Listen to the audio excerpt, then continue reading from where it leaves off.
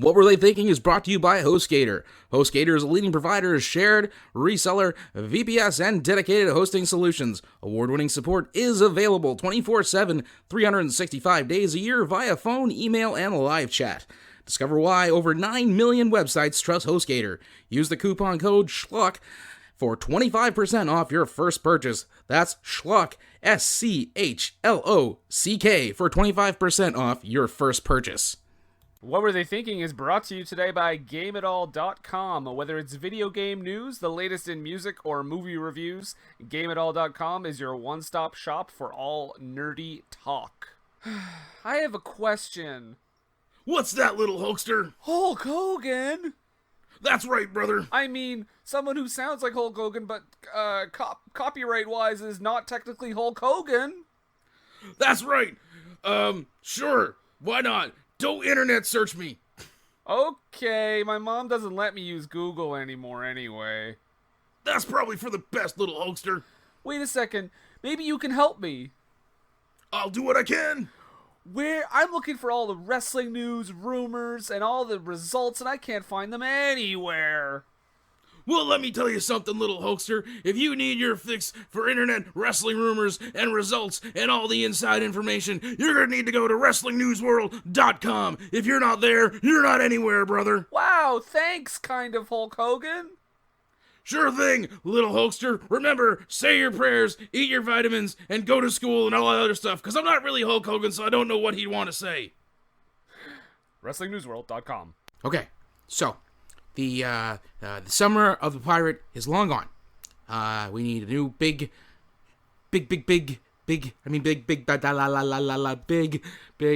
franchise for the summer, and we're gonna do the Lone Ranger. Oh, great. One thing I have to bring up real quick, though. What is that on the table? What's that? That white powder stuff. What is that? Nothing. You don't have to worry about that. We'll get the cleaning lady in here later. It'll be fine. So it's gonna be it's gonna be fun. It's gonna be lighthearted, jaunty, just like the Pirates movies. Great. And but at first we have to kill the Lone Ranger's brother and most of his friends. Okay. Red flag. No. Off Not screen? what? Nope. On screen. And then when it's done, the villain of the piece is actually going to eat the brother's heart. Whoa. Okay. I'm submitting this to. We work with Disney, right? Yep. That's perfectly fine. They shot Bambi. It's fine. Oh, his mom, but you know what I mean. Then we're gonna have a romantic a sexual tension between the Lone Ranger and his brother's wife.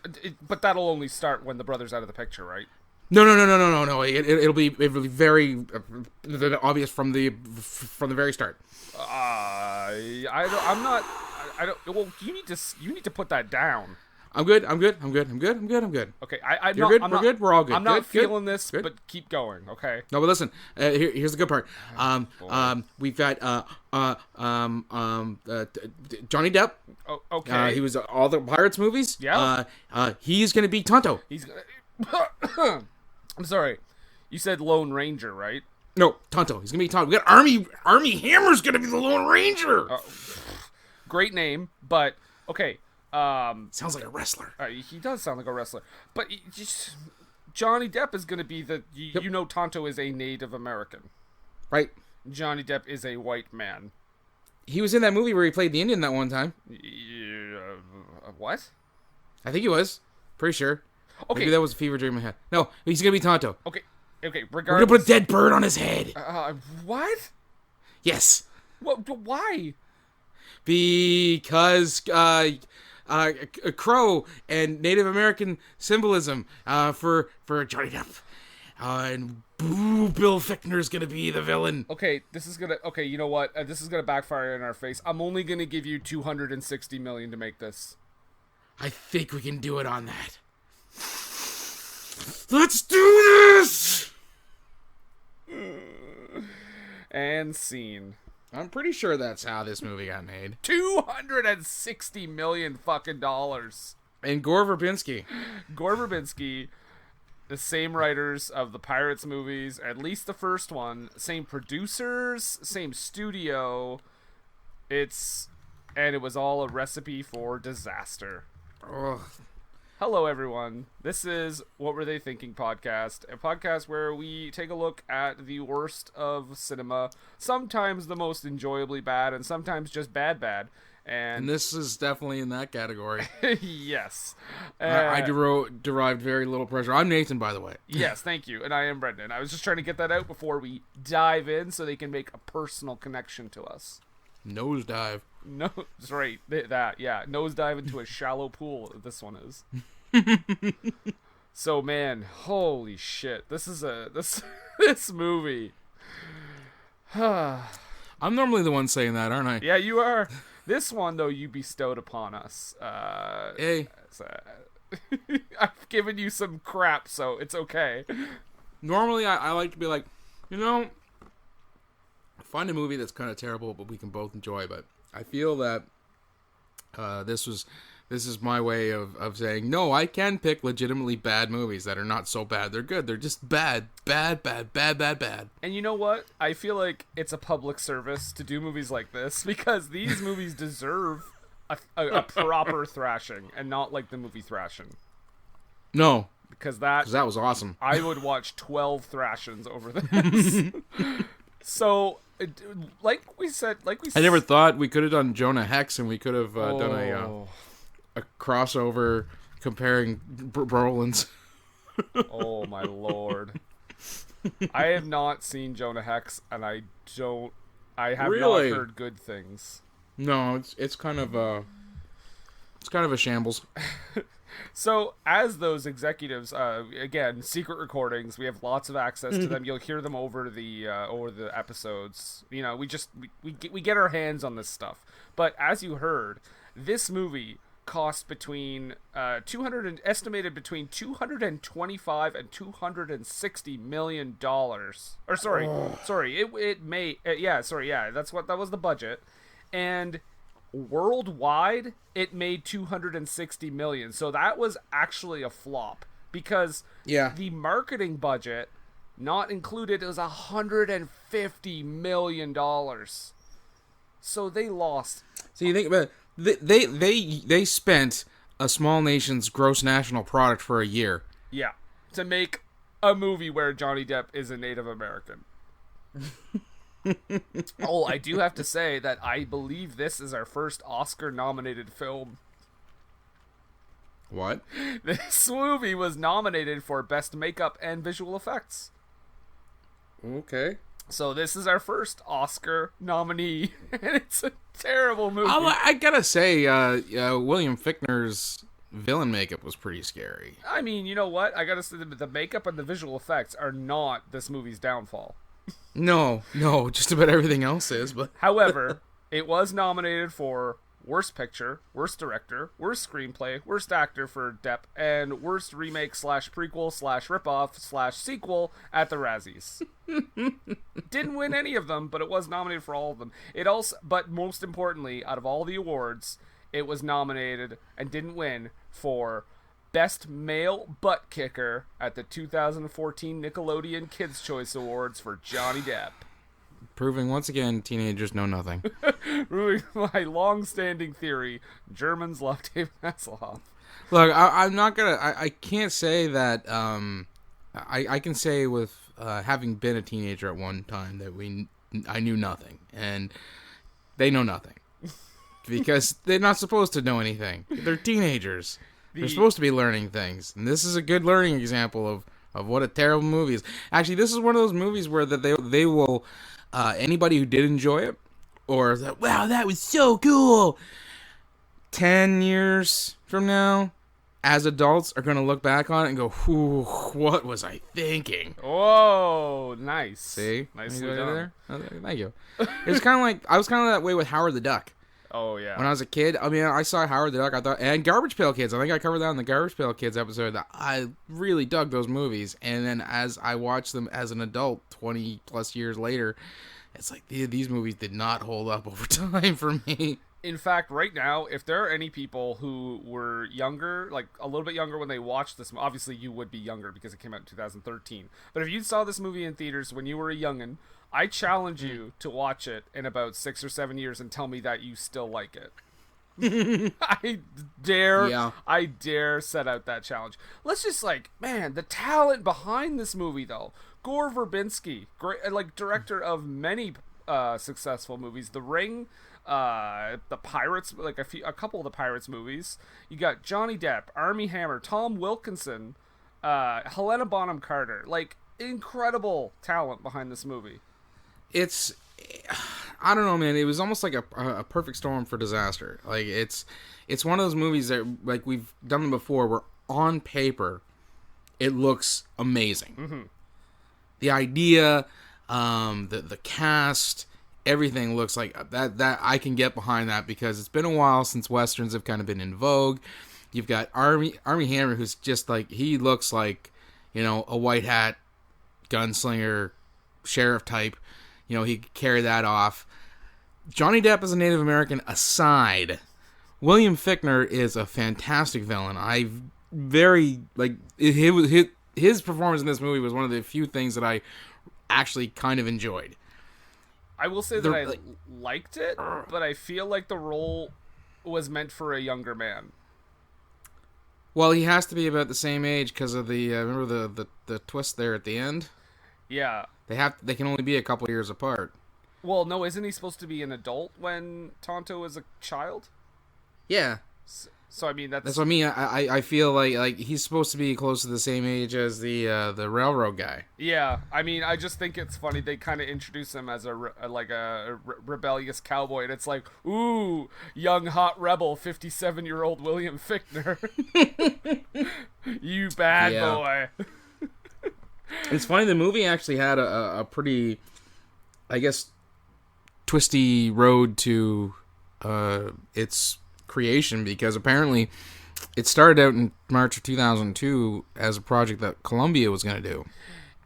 It seems to be a reoccurring theme with the movies we do, that a lot of them have a lot of trouble behind the scenes. Weird. Well, apparently, when Columbia had it, they were only going to budget $70 million for it, which, there you go. Yeah. If they had made this movie for $70 million, they would have made some money. Yeah, exactly. It was supposed to be kind of similar to Zorro. Okay. And but apparently Tonto's character was supposed to be rewritten for that version to be a love interest. Oh dear. They should have just done that with this movie with Johnny Depp and Armie Hammer. That I would have you know what, we can't say a bad thing about this movie because it's a way better, gay agenda movie than Ben and Arthur was. Man, I think Romper Stomper is a better gay agenda movie than Ben and Arthur. So, okay, just before we get into the movie, because we do need to jump into this, Johnny Depp as a Native American, this is going to come up a lot. Now, you might hear us doing, reading quotes of his dialogue where we're saying, long before, that stereotypical thing. That is not even close to the stereotypical voice that he does in this movie. So let it be known right now, we are not doing a stereotypical voice to make fun. We are doing it to approximate. Yeah, we are simply recreating his voice that he uses, which is it blew my mind. Well, I mean, just at the first, I mean, Dan very did. Yeah. So okay. Yeah. So I just wanted to get that out there. The voice is just what he uses as a voice. We are not doing it. And it's us clarifying. We're not making fun of the noble natives. I love all people. Except Naomi. Except the wrestler Naomi. Yep. That's fair, I think. I don't think it's very fair at all, because I found your... We're not going to get into that whole discussion. No, that's another podcast. I will do a whole episode on that if you want. What Were They Thinking presents Brendan's rant on Naomi for 10 hours. Of course, I wouldn't be able to do that podcast justice. You'd have to have Montrose, our resident wrestling expert, as your guest on that one. There you go.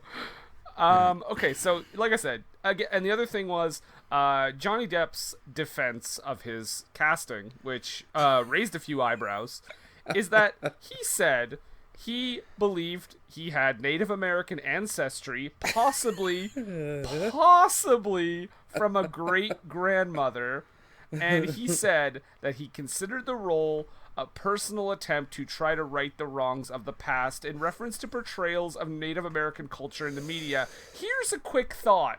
Oh my god, it's the worst. I've seen more sensitive portrayals of natives in Woody Woodpecker cartoons. Yeah, that, and how about a Native American playing a Native American?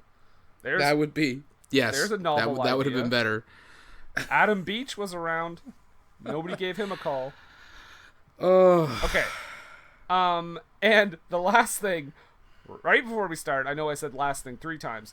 There was a Lone Ranger TV series in 1949.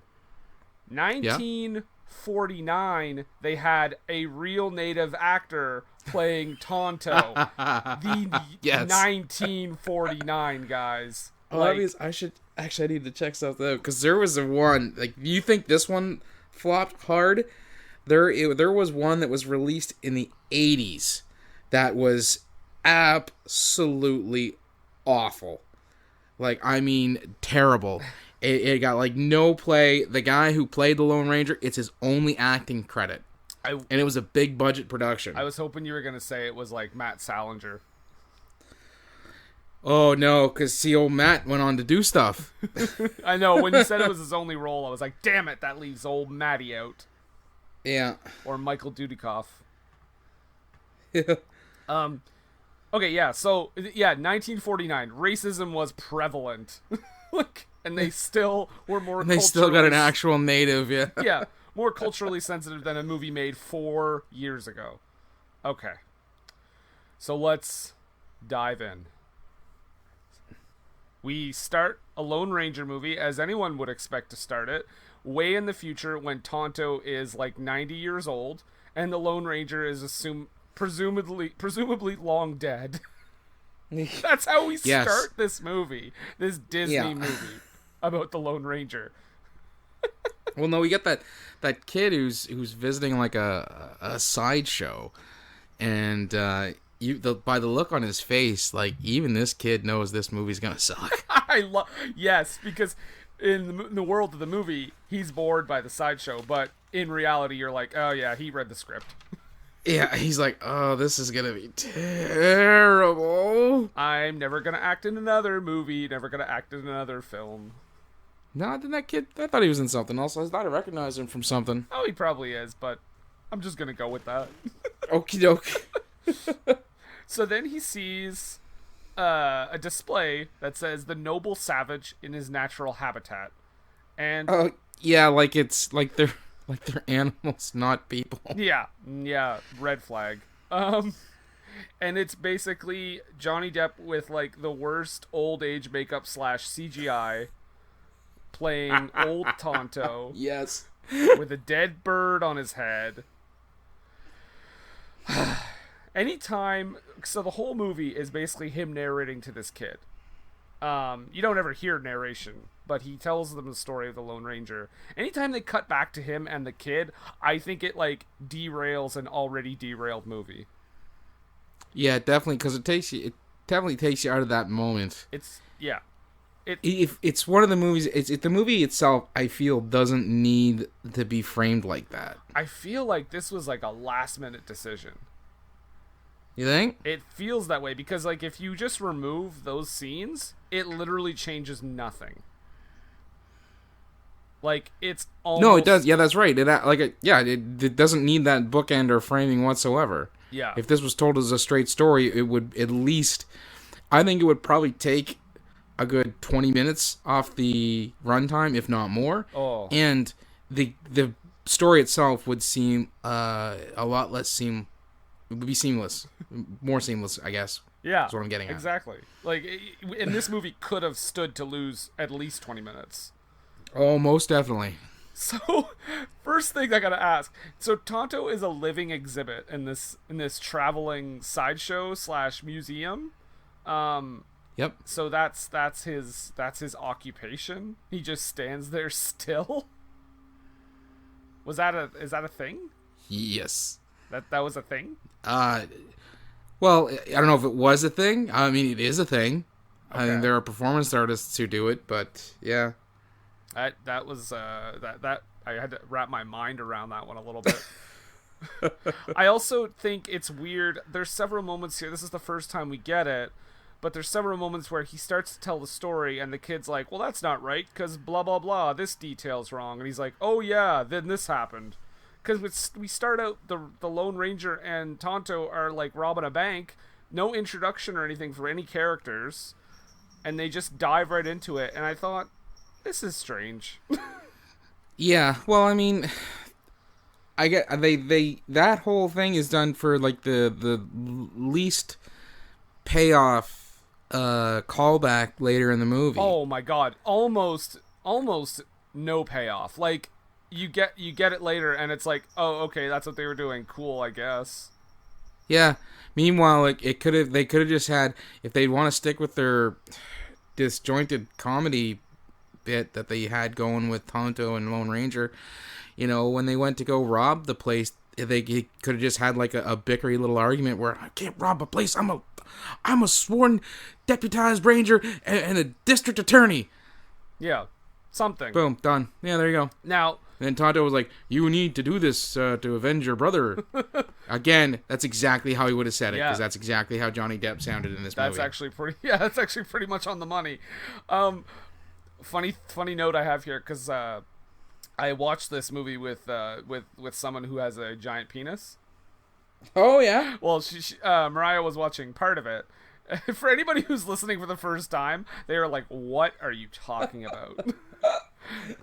Mariah has a giant penis. That's all I'm going to say. So, well, you just, check out Meta Narzer, one of our more infamous episodes, and you'll be filled right in. Wow. Filled right up. Filled right up and filled right in. Because I wrote down the music started here where it's like dun dun dun dun dun dun dun dun dun. The William Tell Overture. Yeah. So she said to me, "Wow, this music is pretty generic," and I was like, "This is where it originated." Well, not where it originated, but that's where it kind of, came into the pop culture sphere. I was like, well, this is the Lone Ranger theme, dear. Yeah. So, if that was a little too intense for you, for an action movie to start with a kid talking to an old Native American man, and or how about how he springs to life? Yeah. That's the stuff of horror movies. Oh, like, have you ever seen like House of Wax or any of those movies where people are walking by things that are supposed to be statues and then their eyes move? It's like jarring and unsettling, and bad things are about to happen. Fucking House of Wax is terrible, but at least it's 90 minutes. And we got to see Paris Hilton get clipped, so I mean, yeah, nothing wrong with that. But it's good. My brother saw that in theaters, and he said the theater erupted in applause when that happened. I saw it at home, and I erupted in applause when it happened. So, okay, yeah. So we get the whole thing where start a Disney action movie with a 90-year-old native man played by white Johnny Depp talking to a child. We get 30 seconds of a bank robbery before it's interrupted, and then kids get excited because now we're talking about railroads. And land treaties. Yeah. Because the CEO, this is actually one of my first notes here. The CEO of the railroad guy says, "We will honor all land treaties with the noble natives." I was like, oh, so it is a comedy. It's a documentary, apparently. Yeah. Yeah. And like I don't really talk about this very often, or we don't really talk about this very often, like art, like design or anything, but holy shit, like Helena Bonham-Carter makes her first appearance. She doesn't have any lines or anything, but Jesus, could they have made her stand out any more? Like, I think that's her, that's like in every contract that she has, that she has to stand out from the crowd as much as possible. I will say, I kind of love Helena Bonham-Carter, no matter what role she's playing, because she is, I don't know, it's one of those weird things that everything she's in, I'm like, yes. Nah, she's easy on the eyes, and she's good at what she does, and she is everybody, like a lot of people in this movie are really good actors. She is gorgeous. And there's a lot of people in this movie who are pretty and man pretty, but still, this movie. Yeah. Like, in order to play the Native American guys, Johnny Depp just painted his face white. Which, right there. Okay, how are we going to get the white guy to look more native? Let's make him whiter. Yeah. Put a dead bird on his head. Apparently that was Johnny Depp's idea. I don't remember where he said he got the idea, but he came up with the dead bird thing. Well, it does tie nicely into what, his backstory is and everything like that too, but still it's not the mental illness that he clearly suffers from that gets me. No. And I mean Tonto, not Johnny Depp. So, okay. So you said this railroad magnet, I guess. Yeah. This is Tom Wilkinson, by the way, who... Tom Wilkinson is a great actor, but in this movie, he's not great. But it's because he just looks uncomfortable the whole movie. Well, it was probably hot as balls everywhere they were filming, because they were, in a legit desert and all in period garb. Yeah, he looks uncomfortable, he looks warm, like you said. He just does not look like he wants to be there. But regardless, we find out that he is setting up to execute Butch Cavendish, played by... like I said, young 57-year-old rebel bad boy William Fichtner. And he is a hungry chap, apparently, because there are stories about him eating a guy's heart, eating his own foot on a dare, eating somebody's eyes. I mean, just get the guy a sandwich, and maybe he would not be so angry. I'm pretty sure they say that he ate Helena Bonham-Carter's leg. Wouldn't be surprised. That's why she has that. And again, this is a Disney movie. Yeah, this is a Disney movie, guys. Disney PG-13, but Disney any You can tell by the CG buffaloes. That is a Disney movie. So we find out that Butch is heading to town to be executed by the... You're gonna hang him. Hang him, yep. Yep. And we meet Dan, who is the sheriff, I believe. Dan Reed, is that right? Something like that? Yes. Okay. Because the name itself unsettled me. The name is... Anybody from St. John will know why that name is unsettling. Oh, okay. I am not, but I will. I am intrigued now. Do you want to hear the brief little story? Yeah, tell me. There was a DJ here named Dan Reed. Yeah. Worked for C98, and he got jammed up for some naughty stuff on his computer. I'm just gonna leave it at that. Oh Lord. Well, that's not good. Yeah, I'm just gonna leave it at that. And this is, by the way, one of the heroes of the movie. I don't think they named him after him. Well, you know what? With all the other bonkers things they did in this movie, who knows? You remind me of that DJ from St. John. So this is also where we meet Armie Hammer, as Dan Reed's brother, who will later become the Lone Ranger. Right off the bat, I gotta say, I heard a lot of people, when we announced that we were doing this episode, a lot of people on the Twitter and the Facebook were saying that Armie Hammer is a guy who should have gotten should be a bigger star than he is right now. I will say he's a good actor. In this movie, he is not. Okay, I was gonna say, you sound like you disagree. I do not think he's good. I think he has the charisma of a wet sock in this movie. But he's supposed to be that, white bread square, charismaless kind of person, though. I suppose. I just think that's what the character's calling for, because when you first meet him, he's nope. The new West doesn't need guns. It's gonna be law. That's right, law. I'm the new district attorney, and I'm gonna prosecute people. No one's getting hanged anymore. They're gonna be prosecuted to the full extent of the law. See? I just think he's a wiener the whole movie.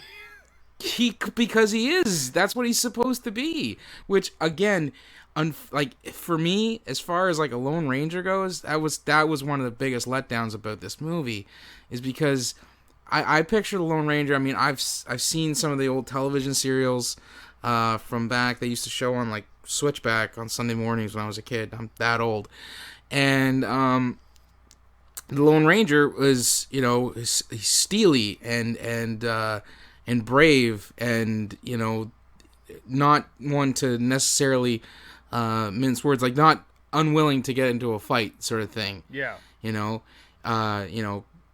That's what he was supposed to be, and for him to be like, I'm not going to fire a gun. No, I'm not shooting anybody. I don't want to do this. No. And it's like, that's not what the Lone Ranger is supposed to be. And I get this is an origin story. Again, anybody who doesn't know who the Lone Ranger is going to a Lone Ranger movie, come on. I mean, a quick wiki search will tell you the origins of the character. Just make a movie about the Lone Ranger. I think the box office alone should tell you that nobody went to see this not knowing what the Lone Ranger was. Yeah. Okay, that's a fair point. And like the whole thing with the guns, like I was like, my reaction when Tonto pulls out a gun, I was like, what?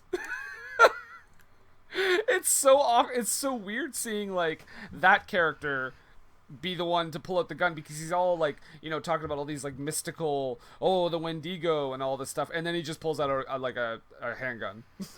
Well, I mean, it is the Old West, and I think if they had a little more truer to that form, the movie might have done a little bit better as well. Again, taking out a lot of the wacky shenanigans would have helped a fair bit. I'm not saying like make it devoid of comedy, because I mean you can make a fun and funny action movie. You look at the Lethal Weapon movies right out the gate. Well, the first two anyways, and they can be done and it can be enjoyable. But this one here is just like they wanted to make an action movie, but they felt like it had to be written like a comedy where there has to be a joke every 30 seconds.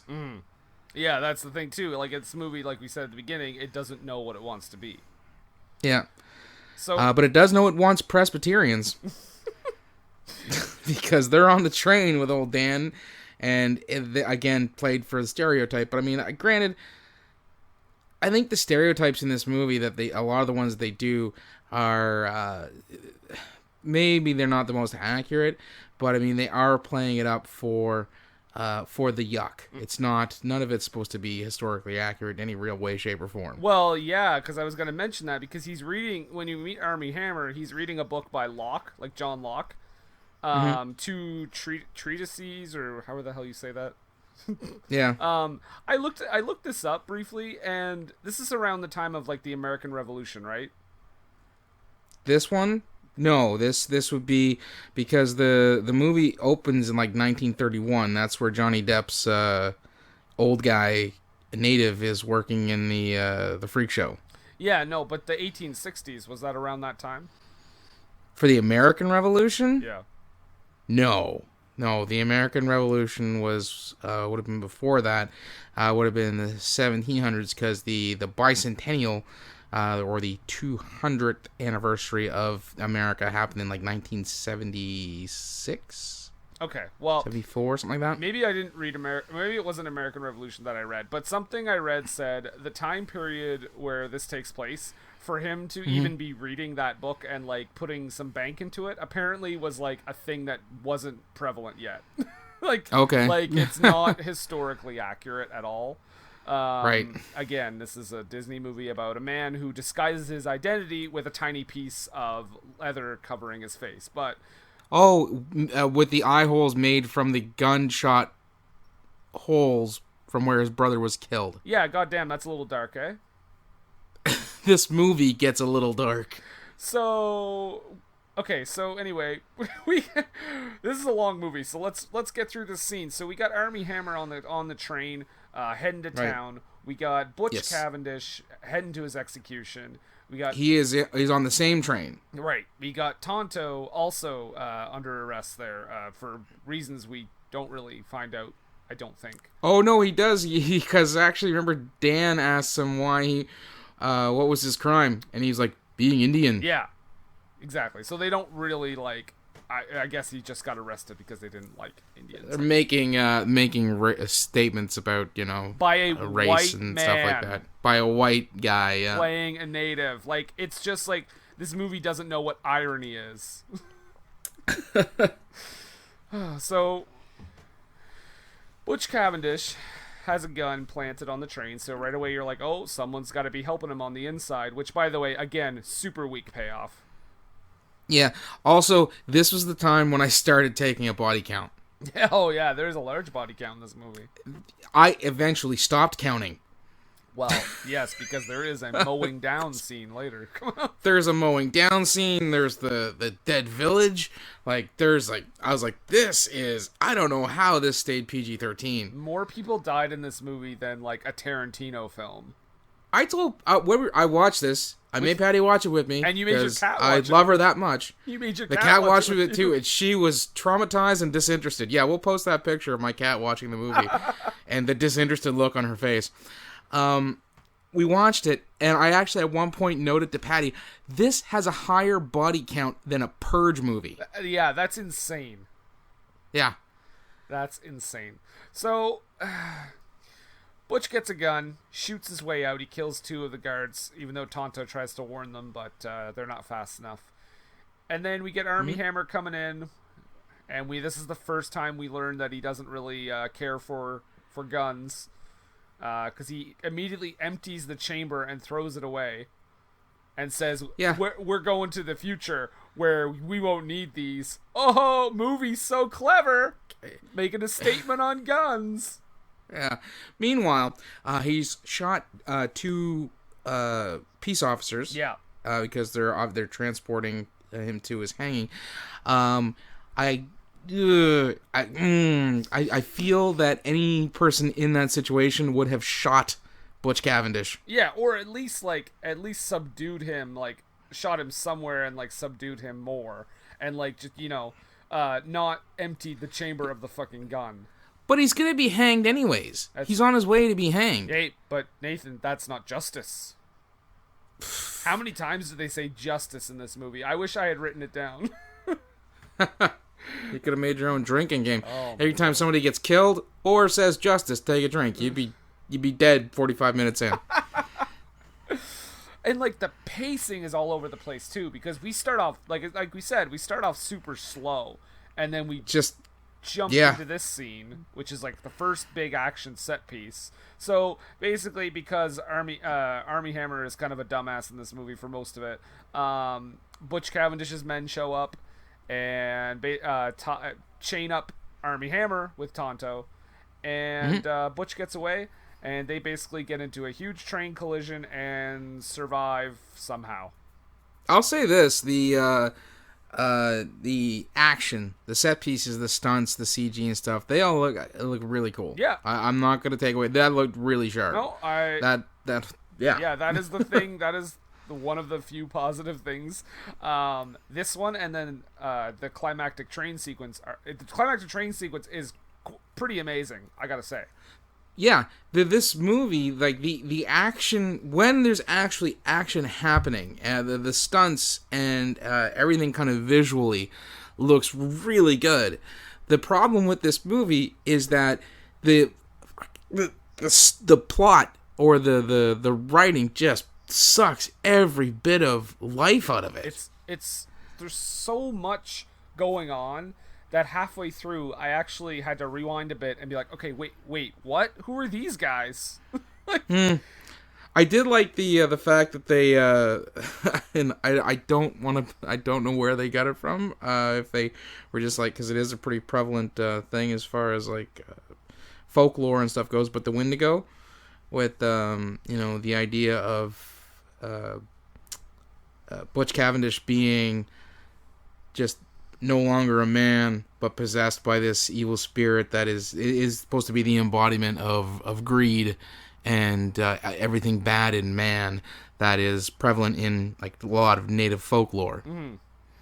I did like that bit. I again, there's flashes of good stuff in this movie, but there's so much stuff in between those flashes that it's unsalvageable. Yeah, and like that again, that it's a nice setup and it's like interesting, but it doesn't really go anywhere. Yeah, they just keep mentioning of it. If they had explained it maybe a little bit more, it might have had a bit better of a payoff, because the only reason why I really liked it is because I know of some of the other stuff, because I've seen it in other stories, like in Pet Sematary and other stories and stuff that I've read that describe the concept or what that demon is supposed to represent. They don't really dive too much into it in this movie. No, not at all. So they escape the train after a good little action sequence. Yep. They run into Dan Reed. Tonto is put back in jail, and then we learn that For the crime of being Indian. yeah, preach, brother. We learned that old Army Hammer has a thing for his brother's wife, because why not? This is a Disney movie after all. Well, isn't it made? They make allusion to that they were a thing before. See, I didn't catch that. I did. I was like, because she said something like we were kids then or something like that. It's like, okay, so they must have been a thing before, but Dan was the more solid, more reliable type, as opposed to John, who wanted to go off to become a lawyer and move to a big city and stuff like that. Yeah, and then we also get Tom Wilkinson grossly hitting on her.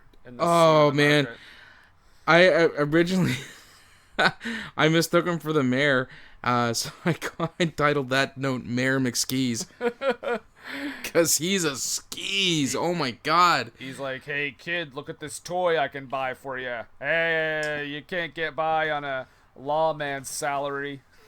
I'm gonna get you some nice silky things for your mom there." I don't know why I started doing it as a Norm Macdonald character. Hey, well, for some reason I turned into a Jersey guy. So you can't get by on a lawman's salary there, eh? Yeah, and then I'm gonna touch your boobies and stuff. You know what I like about you? Your boobs. That would have been 100 times better. When they have their little, star-crossed lovers moment, I'm like, oh, so now it's a heartfelt drama? Yeah. Genre number 8?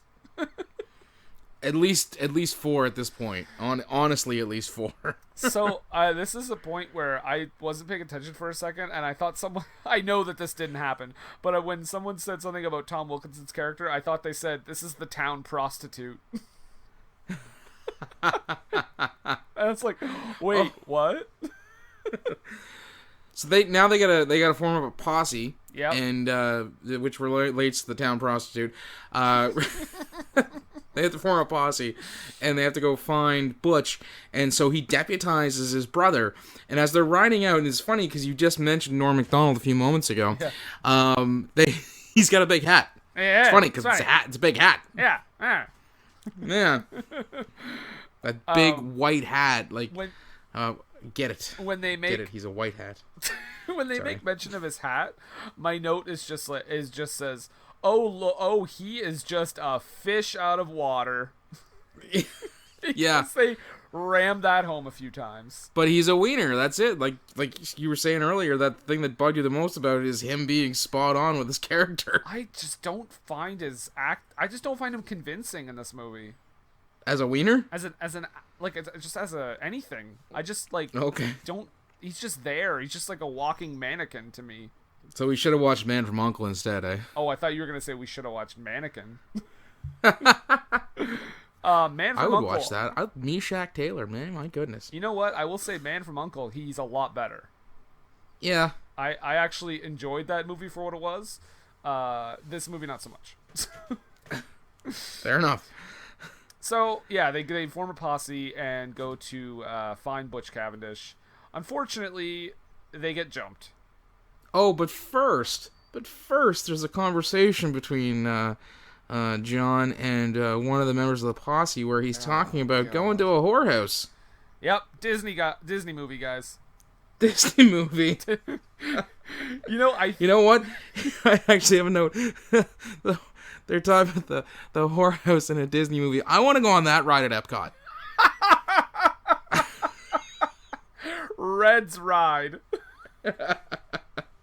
Come on, kids, visit the virtual whorehouse, Disney World. Starring Helena Bonham-Carter. Yo, well, you know what? I want to go on that ride. You would be there every day. You'd move to Florida. You know you would. Only if she makes guest appearances. You would die destitute under a park bench after spending every dime you had to go on that ride every day. Sir, you can't go on that ride more than 12 times in a day. I'll tell you when I've had enough. Bring back Helena! I don't know why I'm like doing that voice for my own voice, but... Well, I guess that's what the, destitute Disney ride addicts sound like. All itchy and... Oh, so... Yeah. Yeah, they get jumped. And old Butch Cavendish decides to eat. Eviscerate. Yeah. He cuts out Dan's heart. And eats it. Disney movie. And I feel like we've done a lot of movies. We've done a few kids movies. I guess this is PG-13, but still, it's still Disney. It's still a big action epic from Disney. So much like the Pirates movies, which are also PG-13 but way less dark than this, it still attracts a lot of children. And watching it's less dark than this, and it's filled with ghosts. Yeah.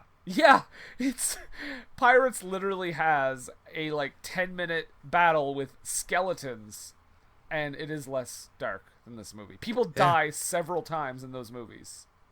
I feel that if this movie had been made 20 years earlier, if it had been made in the 90s, it would have been released under Disney's Touchstone banner. Yeah, exactly. Yeah, they wouldn't have touched that.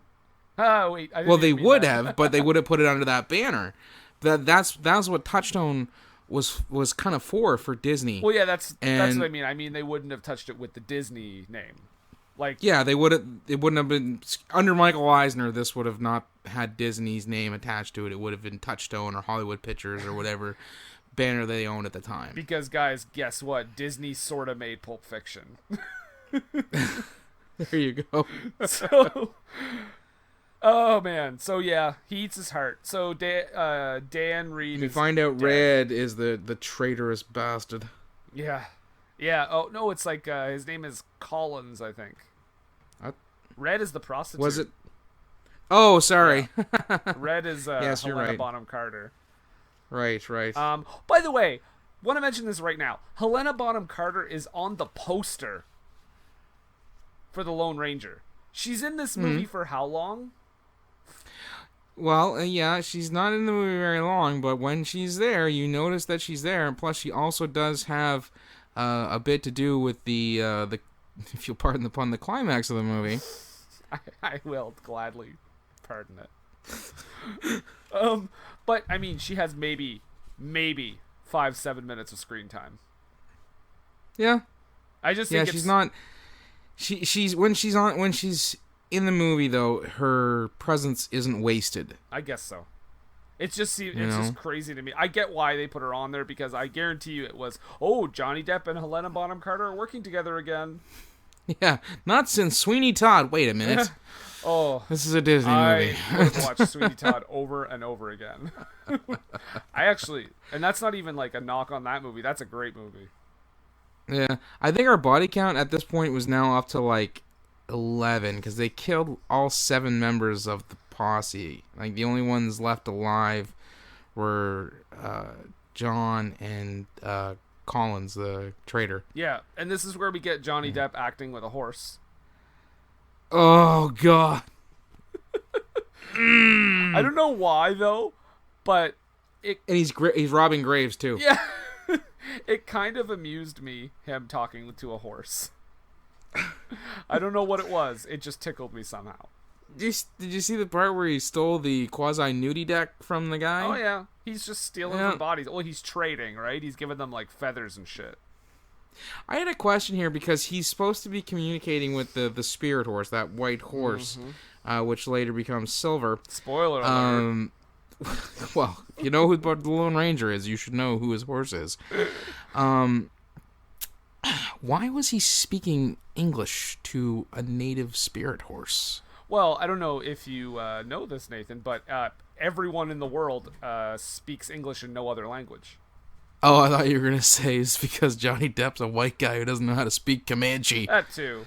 Does he not speak it at some point, though? I feel like he did. Does. They do, actually, because there is a point where he's speaking it, and I'm like, but he's speaking it in front of, like, Armie Hammer, and I'm like, why wasn't he talking Comanche to the horse when Armie Hammer was supposed to be dead? It's a white horse. Oh, I see what you did there. Ah. Oh, rather. Oh, I see what you did there, See what Brendan. you did there. Good one there. Yeah. Yeah. Thanks. Then there's some nifty corpse comedy. Yeah, because the horse picks John, and he's like, no, the wrong brother picked this one over here, the great warrior. Again, this is a Johnny Depp impression, not making fun of the way Native Americans talk. he also says Kimosabi means wrong brother later on, and it does not, by the way. It means faithful friend. I looked it up. So, yeah, well, no, because that's what it's supposed to mean. Yeah. Tonto, on the other hand. Oh my god. So the horse picks Armie Hammer Picks to John, come back. Yep. And so he's brought back to life, I guess. Well, the horse kind of drags him, like they drag him out of the canyon, but they just had to get in that poop joke. Right? What? Like, that was the most useless joke in the movie. yeah, and then he just has horse poop on his face for like 2 scenes after this. So this movie, guys, okay, there is a vicious murder and like evisceration. There is lighthearted action. There is a romantic subplot, and now a poop joke. Right. And so John is now brought back to life to help, I guess, avenge his brother's death, which means the movie is also now The Crow. And yeah, he literally has a crow on his head, too. Yeah. Well, Johnny Depp does, but I mean, Armie Hammer's the one who's brought back to life by, special spirits. So, I mean, he's the Crow. It'd be great if they both had a crow on their head. Ugh. I don't think it would be great. Well, great in the sense that this movie is. How the hell did he get him all the way up there, by the way? Oh, yes! What was that? Did he build that? So he's on, like, this giant, like, structure that looks like scaffolding. Yeah, the most, like, rickety thing I've ever seen. On top of, like, a plateau. I would have died, because if he had moved ever so slightly, he would have fallen to his death. I want to know how Johnny Depp got him up there. I want to know if he built that. Gore Verbinski, get at us on Twitter. Get at us on the Twitter or the Facebook. Hashtag Verbinski. Yeah. Wait, I don't even know if he's on Twitter. I'm guessing not. Why was there a bunch of why were the rabbits from Monty Python? I don't know. The cannibal rabbits were just That was strange. Yep. Also, this is where Johnny Depp introduces the mask, which is, like you said earlier, is made out of the outfit from his dead brother, and the eye holes are the bullet holes. And he also says, this will protect your identity. They'll think you're your brother. Okay, number one, he looks nothing like his brother. No. And his brother had, like, facial hair. Yep. And, like, I'm pretty sure Butch Cavendish knows that he ate his heart. Also, he doesn't put on his brother's clothes like Lando did for Han Solo. Yeah, exactly. So he's still wearing his John Reed outfit, hat and all. Oh, bonkers. So, again, now we go to a whorehouse. Hello, kids, it's the House Mouse. Oh, I like how they try their best. Like, they go around it without saying it's a whorehouse, like, straight up, but it's a whorehouse, guys. But she's located next to, like, the town freak show, because there's all this stuff happening, and the Presbyterians are there, and they're the biggest freaks. Whoa, shots fired. At those Presbyterians, not the current Presbyterians. Okay. Come on, Brendan. All right. I'm making fun of stereotypes here, not being a jerk. Okay, I'm sorry. All right, then. So they go to a whorehouse, and this is a creepy revelation. Everyone knows Tonto. Did you catch that? All the prostitutes are like, "Hey, Tonto." So he's a whoremonger? I guess. Okay, and like just because the bird on his head is dead doesn't mean the bird in his pants is. Hey. Nailed it. Thank you. It looks like Helena Bonham-Carter's boobies are gonna smother her. They are pushed up. They are pushed up so high. There's worse ways to die. It looks like they're gonna choke her to death. Oh my god. So yeah. Also, this is a scene where Silver, the horse, is getting drunk. Yeah. The Lone Ranger threatens to shut down Red's place through health code violations. Yeah, he's a wiener. He's got a citation book and everything. Oh my lord! So they try to find out basically about the guy who I believe they're trying to find the guy who turned on the gang. Collins, yeah. But we're back to wacky comedy again because he's trying to shut them down through health code violations with citations and everything. Yep. And they literally we almost get like a fight here, but then Johnny Depp or Tonto says we're looking for. They mentioned Butch Cavendish, and she's like, "Well, why didn't you say so?" I'm on board with Helena. Why didn't they just say, "Listen, we're looking for Butch Cavendish," instead of like going around like doing this little dance? Because we need wacky shenanigans. I told you, it's like it was written. They wanted to make they wanted to make a movie, but they felt like it had to be comedic, so they have to write a joke for every 30 seconds, or otherwise it's dead space. Guess what? Jokes weren't that funny. It ended up being dead space anyways. Yep. We also learn here that Tonto doesn't like cats for some reason. He's scared of them. Right. He wears a bird cage on his head. Yes. Does that make sense? But well, I think it's because he wears a bird on his head. Oh, okay. I didn't even cut.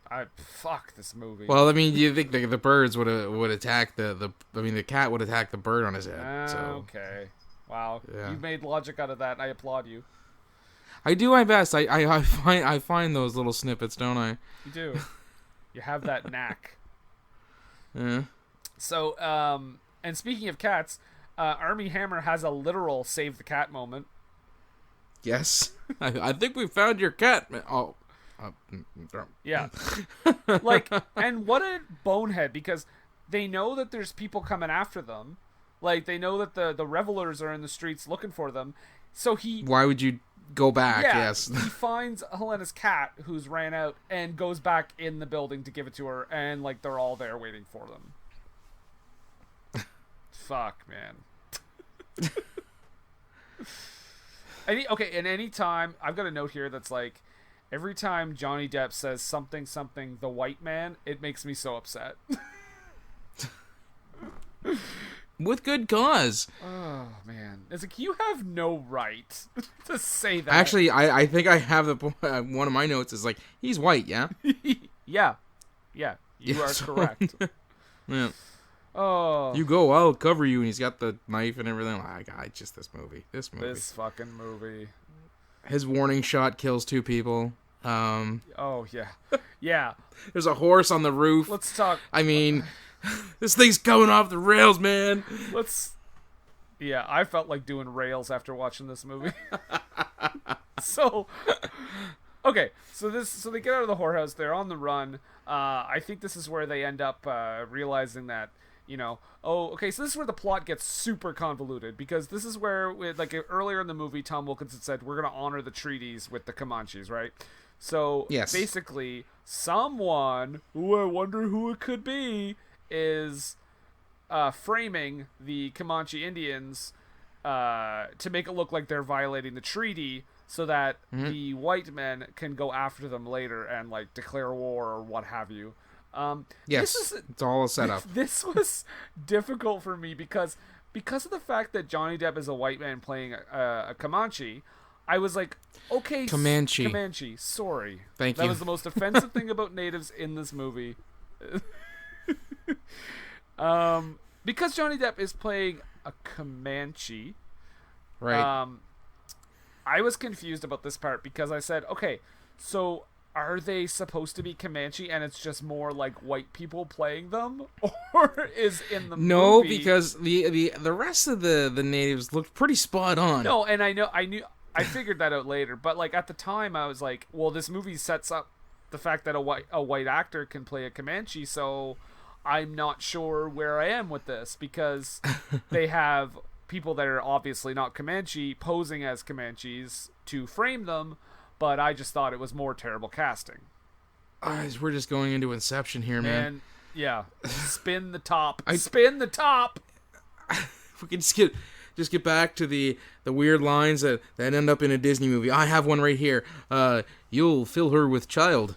What was that? I know. What was that line? That was disturbing. And it's completely out of nowhere. Yeah. Tonto basically says, yeah, you're gonna fuck your brother's wife, right? Your brother's widow. Fuck. And John's like, he's like just a shade away from going, gross girls, yuck. Yeah. Ewy! And, Barry Pepper shows up. Yeah. Oh, this movie. Barry Pepper shows up. That's all you need to know. He's got a stupid mustache. Oh. Okay, and one of the villains, it feels like they're doing like a homophobic thing with him, like he's cross-dressing, and it's like, oh, it's so funny because he's wearing girl clothes. Yeah, I just like pretty things. I think he says at one point. And everyone that sees him do it is like weirded out by it or something. Like he does have a jaunty parasol at one point. I mean, why not, Disney? You fucking did for the rest of the movie. So why not throw in a little homophobia while you're at it? Yeah. The way you can get everybody under the umbrella. That way you can't say it's a hateful movie because it's taking shots at everybody. There's also an attempted rape. Like, yes. You think when the cross-dressing guy, it might not be what it might not be what it's leading to, but they set it up like he's gonna rape that woman. Well, he might just be a transvestite, Yeah, but like, oh my gosh. I mean, if I could just jump out of the movie for a second and draw an allegory to the Drew Carey show. Sure, why not? Well, Drew Carey, his brother on the show, was a transvestite, straight man, but transvestite. Mm-hmm. So just because the fellow who likes pretty things, it doesn't mean he's not an ornery straight man. No.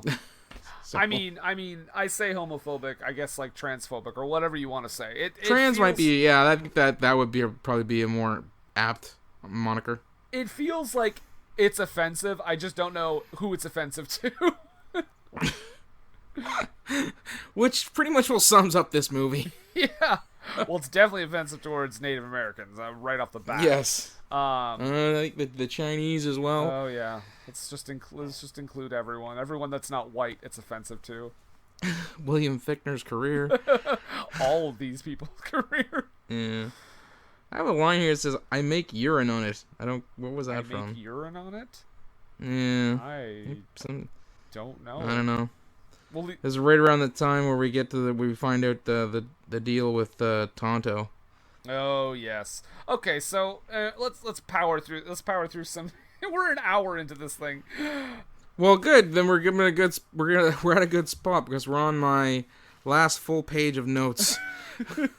Yeah. So we're going along at a good clip. Something this movie could have done itself. Oh, this fucking movie. So, okay, where are we now? So they kill these guys that are like posing as Comanches because the body count's not high enough yet, and right. I think this is. I think we're up to 13 at that point.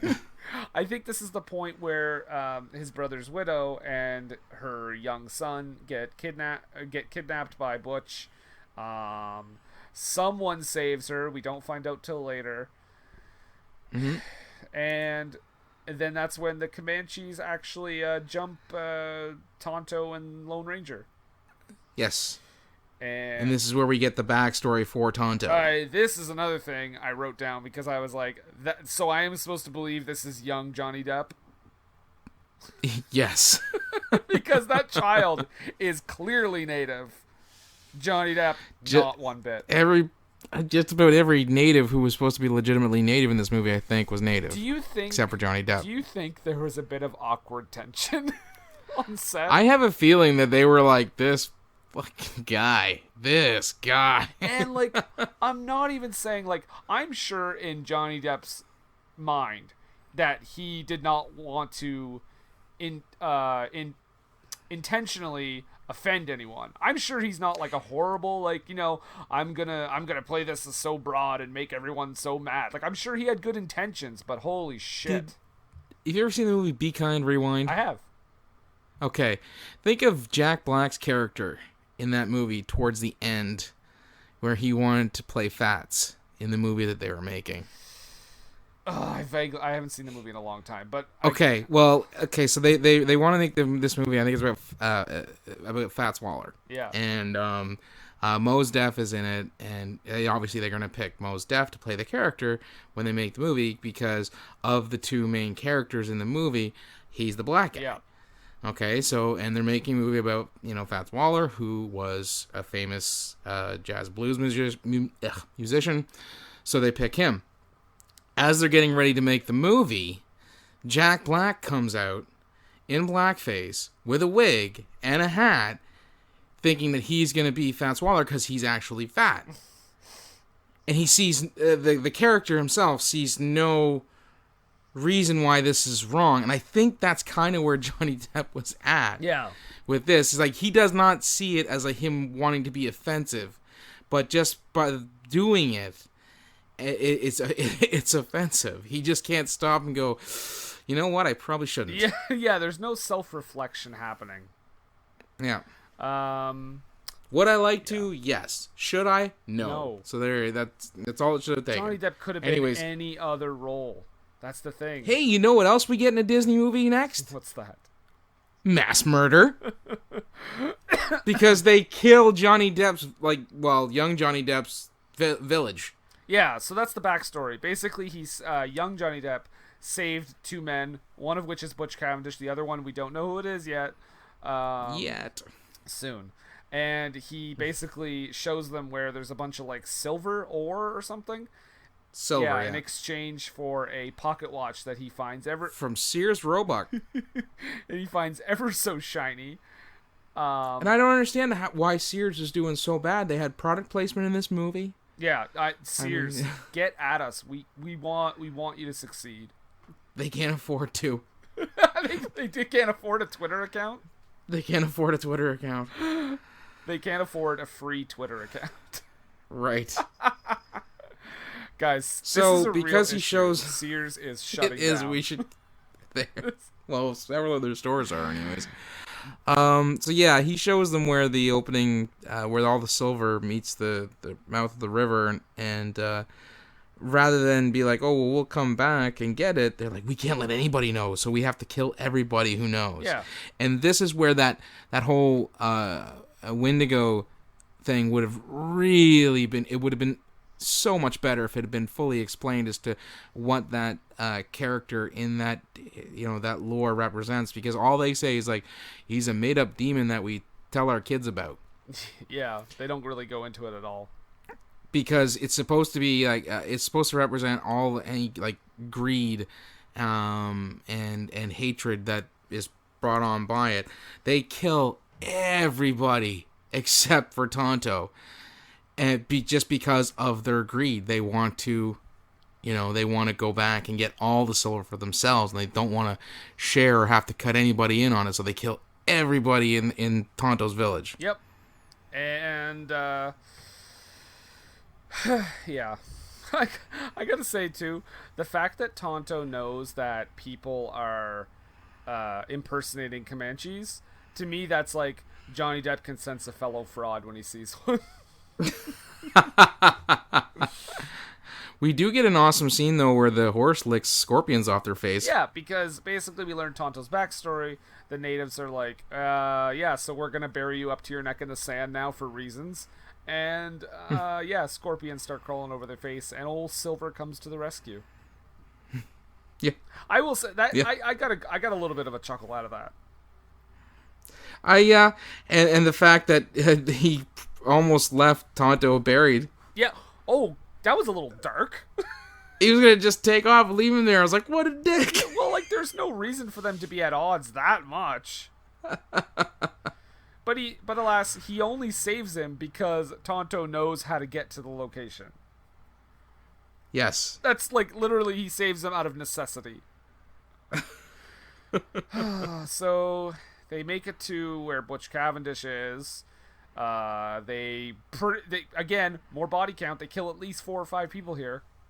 Yeah, I stopped counting. This actually, I think that's my note. I've stopped counting because they blow them up. I think they find. Well, yeah, because they should have hid that dynamite charge in the rocks as opposed to putting it on top. Yeah. Because as soon as they see it, they're like, that gives them time to react and get away. If they had hit it under the rocks, they wouldn't have seen it, wouldn't have time to react, and they would have created some awesome shrapnel.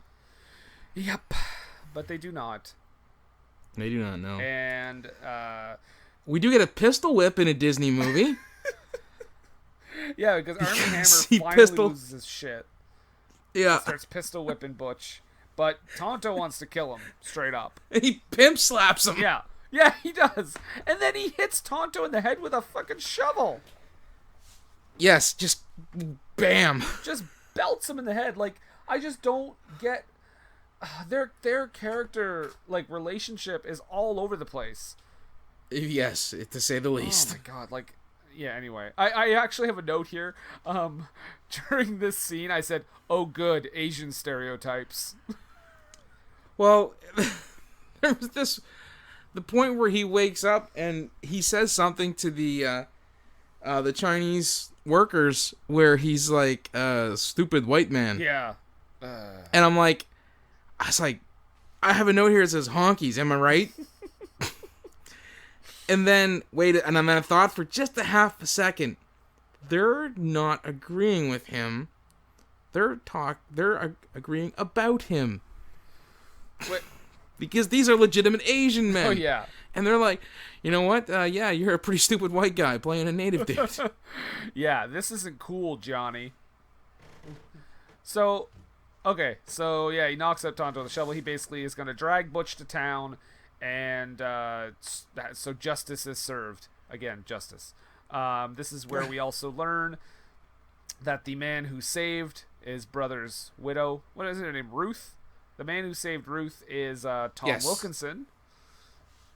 And he has creepily dressed her son just like him. It was like an Island of Dr. Moreau scenario.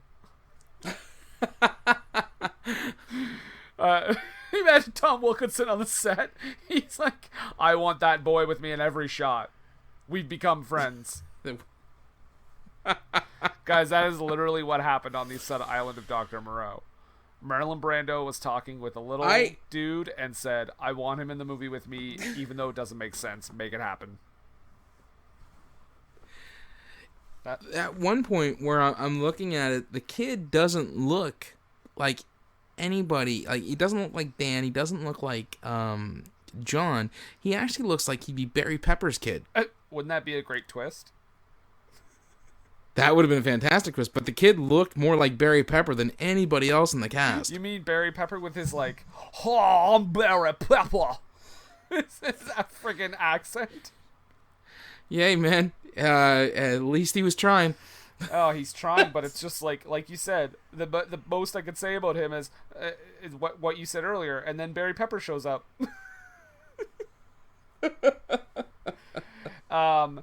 I've got a note here. Okay, so yeah, we find out basically Tom Wilkinson is Butch Cavendish's brother. Shocker. And he's evil, which you should have been able to tell from the. But does he say that he's actually Are they legit brothers? Because he actually says born together in the desert. Maybe not. I took it as they were actually brothers, but maybe not. Okay. But here's what I have written down, because Barry Pepper comes in just as it gets tense. There's a tense situation here with Lone Ranger, Tom Wilkinson, the kid who is pointing a gun, Disney, and Ruth and Butch Cavendish. So Barry Pepper walks in. And I wrote, everyone points their guns at each other. So I wrote, hey, a Mexican standoff. And shock of all shocks, it features a bunch of white dudes. They couldn't even get a Mexican for the Mexican standoff. This movie. I think we're reading a little too much into that. I know. I just thought it was funny.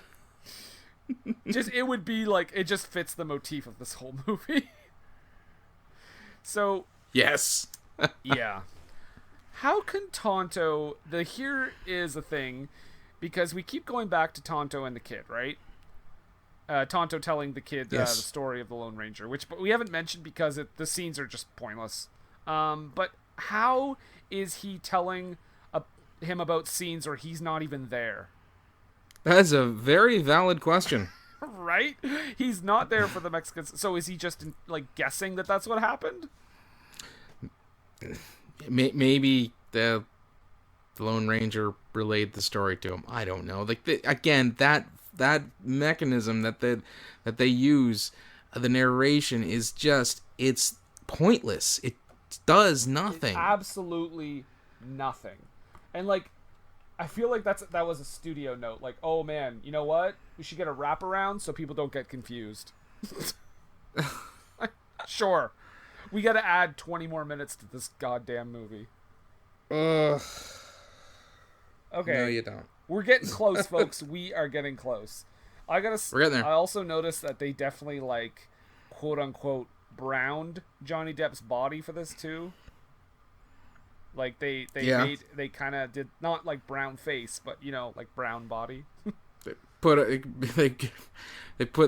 gave him a lot of the bronzer, or the spray tan. I get what you're saying. Yeah.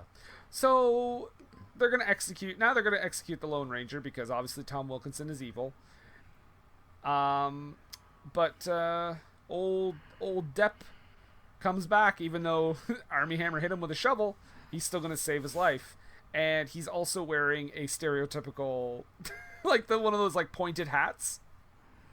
Well, I get it's done to like cover his face so they don't know that it's him, and he's put his dead bird in the cage so they know to get out because they think there's gas in the tunnel. Yeah, and that's kind of a clever little bit there. I mean, if you're gonna have stereotypes in the movie, you might as well use them to your fullest advantage, I guess. Yeah. Why is no one else like alerted by the fact that Butch Cavendish is just walking around town willy-nilly? Like, Butch is just hanging out with Tom Wilkinson in the town, and nobody's like, holy shit, it's mass murderer Butch Cavendish. Because there's no law in town. No, but I mean, even like just the people in the town, like even the railroad freaking like executives or whatever you want to call them, are like, oh, there's a murderer in the room.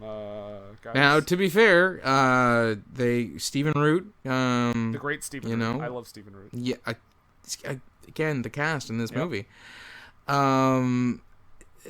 He tries to speak up, and then is essentially kind of knocked down by that whole thing, and they're I guess strong-armed into going along with the sleazy O of the railroad company, and that's just that's how business is done. Yes. They are saved by the whores, though. Yes, this is Helena Bonham-Carter's other scene. Where she comes in and she's like, "Whores assemble! Get 'em, girls!" If they had formed like a Super Sentai Samurai robot or something, that would have been fantastic. And listen, it would have made as much sense as anything else in this movie. And listen, I'm only calling them whores because they literally call them whores in the movie. Like, it's a whorehouse. That was the word of the time. Ladies of the night, if you prefer. Yes. So yeah, just imagining horse samurais. Why has that not been made into a movie? That has to be a movie somewhere. Oh, I'm sure there is. Guys, if anyone knows about a prostitute samurai movie, get at us. I will cancel whatever movie I have planned next and do that movie. No And problem with that at all. this is the first time we get the William Tell overture in the movie. Oh yeah, because after they save Armie Hammer, now we get back to the bank thing, I believe. Yes, because they don't actually rob a bank. They're stealing Tom Wilkinson's dynamite. Yeah, the nitroglycerin. Right. Because so they can blow stuff up. Yeah, so yeah, they blow up this like the bridge. And yeah, they blow up a bridge. That. And this is a scene where I don't really have a lot of notes because it's the train sequence. Oh, there's a ladder match. Yes. He does. Yeah, I will say this is probably where Johnny Depp is at his best because he's doing some like Buster Keaton like silent film acting, and he's generally as an actor he's great, but as a physical actor he is phenomenal at that stuff. Yeah. So I mean there is a bit that was a little off for when he throws something at Tom Wilkinson and accidentally hits Ruth in the freaking head. That was pretty good. She gets brutally assaulted in this movie. Like that happens, and then Tom Wilkinson just backhands her. Oh, there's so many pimp slaps in this movie. Yeah, you want to talk about people say movies that don't have strong female characters. This movie does not have a strong female character. She is basically a damsel in distress. Red, maybe. Oh yeah, I guess. I'll give she you that saves one. the day. I'll give you that one. She does have it. We didn't even mention her ivory gun leg. Oh, or with a scrimshaw. Oh my. But I mean, this is a long movie, so we've had to skip a few things here. Yes. So big train sequence. I gotta say, I think it's really good. I like this scene. Yeah, it was a real fun point of the movie. Lots of cool fighting, action, jumping back and forth from trains. Again, that whole ladder thing where shit swinging around and all that. Good stuff. I guess we also forgot to mention the entire Comanche tribe got killed earlier, by the way. I thought I mentioned that. Oh no, the current ones because Barry Pepper's cavalry just mows them down. Just mow them down with the Gatling gun. Oh yeah, it's brutal.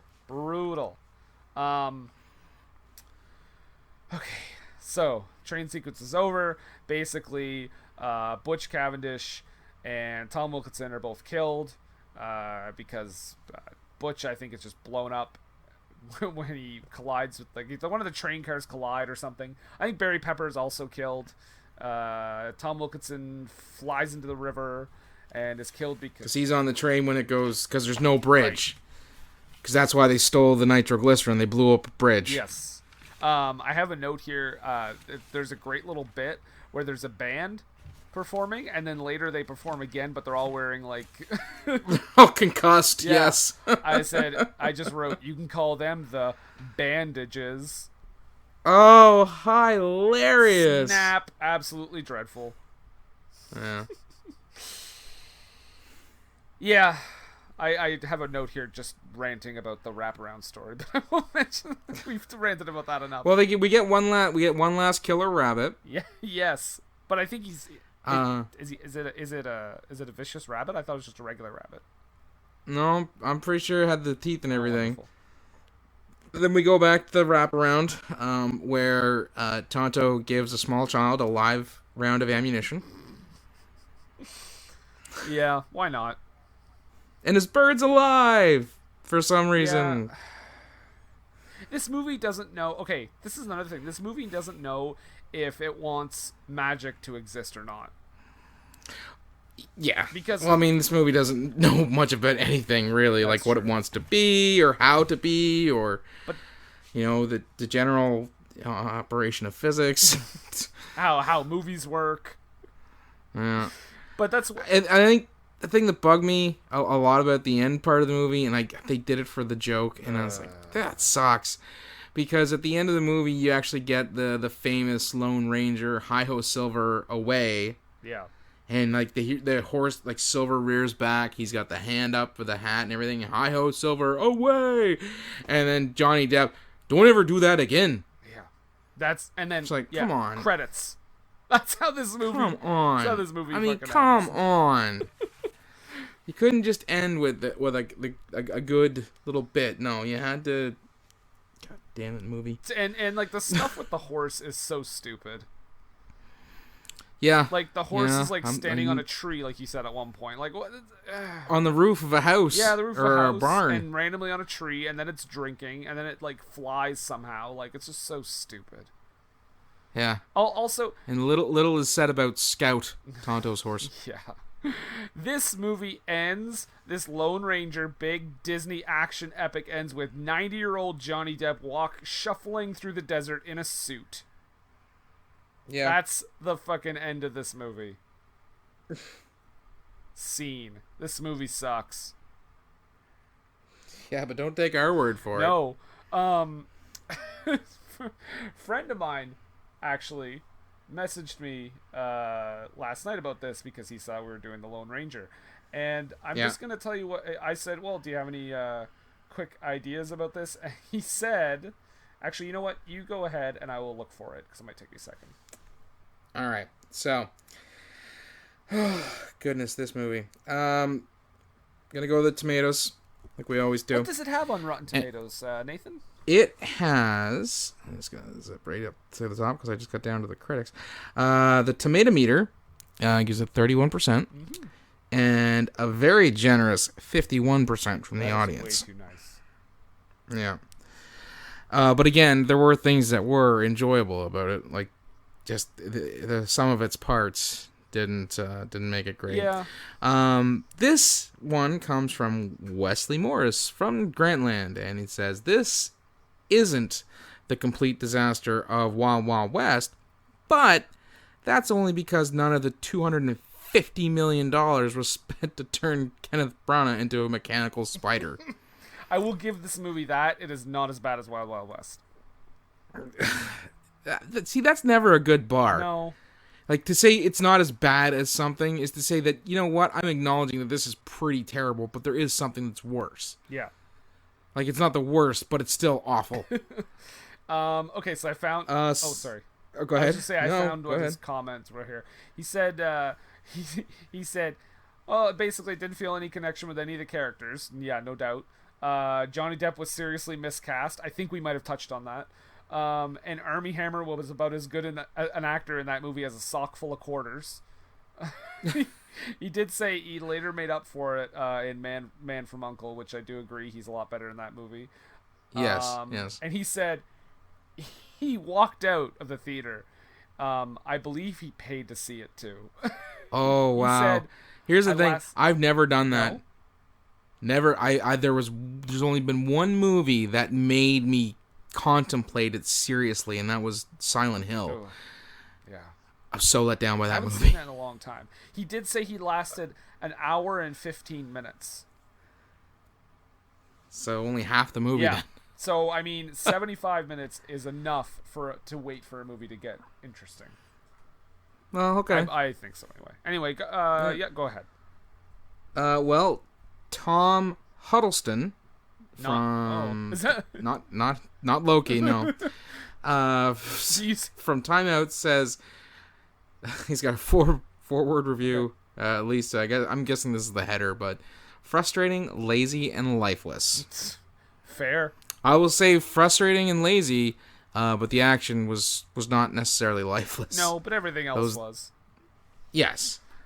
And Peter Travers from Rolling Stone says, your expectations of how bad the Lone Ranger is can't trump the reality of it. On the flip side, here's a weird one. One of the most positive reviews that this filmmaker put this movie in his top 10 for 2013 comes from Quentin Tarantino.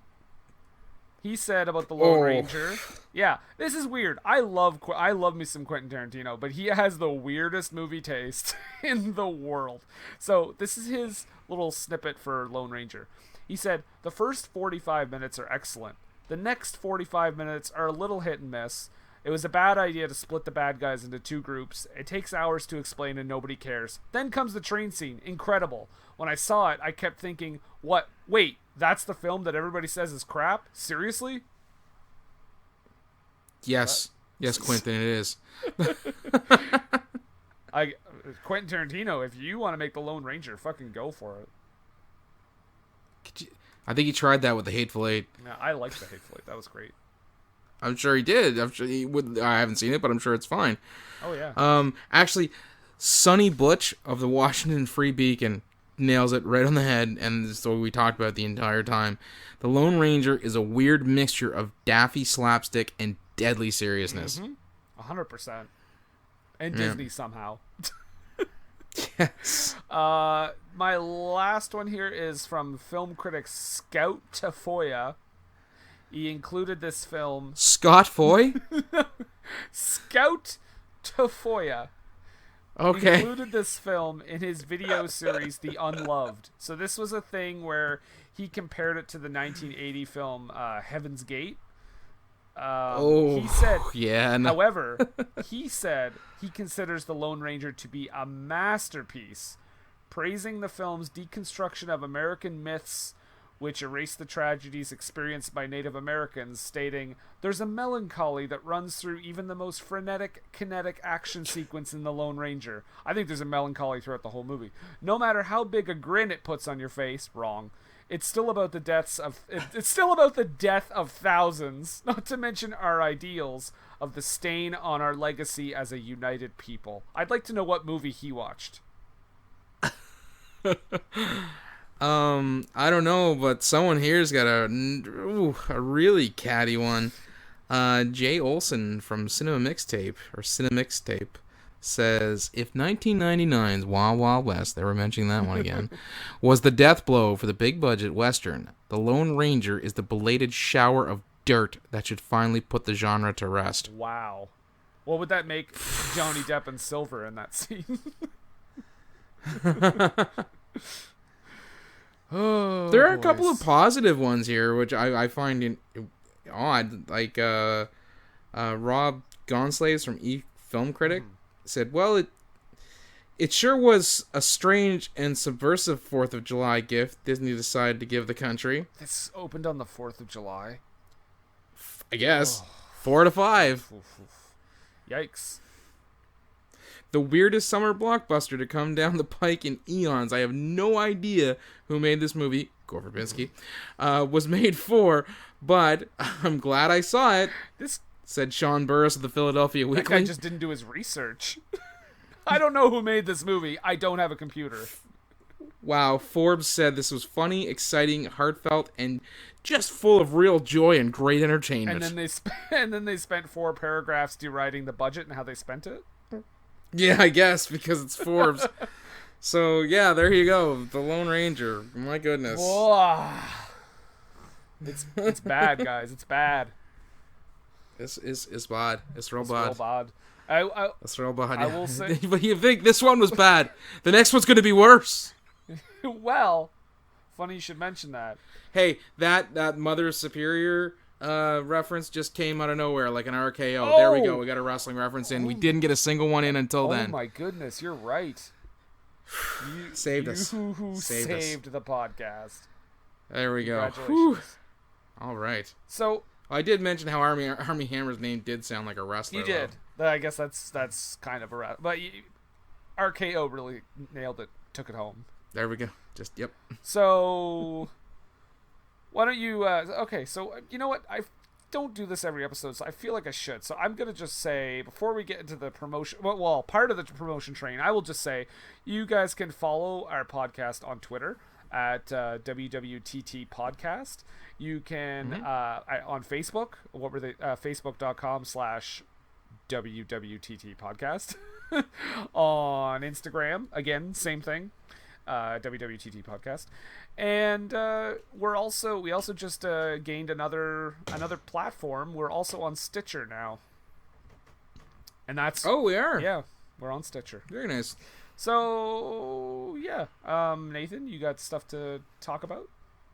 Well, other than following us and our also our contemporaries over at Game It All as well. That's correct. You can also check out Montrose Monkington III. He's on Facebook.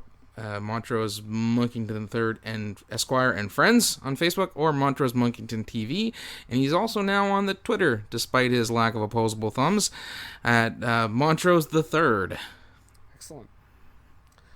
British monkey puppet. He's a fun guy to have around. Well, I mean, you guys seem to have a great rapport, except that what he says like behind your back. Well, you know what? I'm just reading the copy. He put that in there. He's a fun guy to have around. Oh, gotcha. All right, so I guess it's time to drop a hint for the next show. A Hinsky. A Hinskaroo. This is gonna be pretty vague, I think. I'm just gonna say. Okay, it's not gonna be super vague, but it's not a very good specific hint. But you know what? Fuck it. We are entering the world for the very first time of not talented filmmaker, Michael Bay. Oof. Your friend and mine. That the master of reading a teleprompter. There's a lot of material that we could use there. Yep. So get ready, guys. Michael Bay is coming up in 2 weeks. But all right. But I mean, do you have any last minute questions or anything? Or? Well, I mean, this was a Disney movie, right? Yeah. Wait. I'm not mistaken by the fact that there were whores in this movie, right? Correct. But wait, right. Now that I think about it, wait, don't I have a question for you? Do you? I don't know, because I've got some serious questions about this movie as well. But if you got questions, please go ahead. I think I may have messed up, and I think I have a question for you. What's that? In a movie, right? In a Disney movie, where a Disney movie, of course. Like I said, Disney movie where people's hearts are ripped out and eaten. Yes, people's hearts were ripped out and eaten in this Disney movie. In this Disney movie, where there are several references to, well, not references. There is a literal whorehouse. Yes, in this Disney movie, where Helena Bonham-Carter is in the movie for maybe 6 or 7 minutes and is on the poster. Right. Somehow. In this movie, where Johnny Depp plays a Native American. That's that question is never getting answered. And in this Disney movie that has a body count higher than a Tarantino film. Actually, I would say this movie has a higher body count than if Quentin Tarantino made a Purge movie. Yes. Having said of that, yes, right. I just have to ask, what's that? What were they thinking?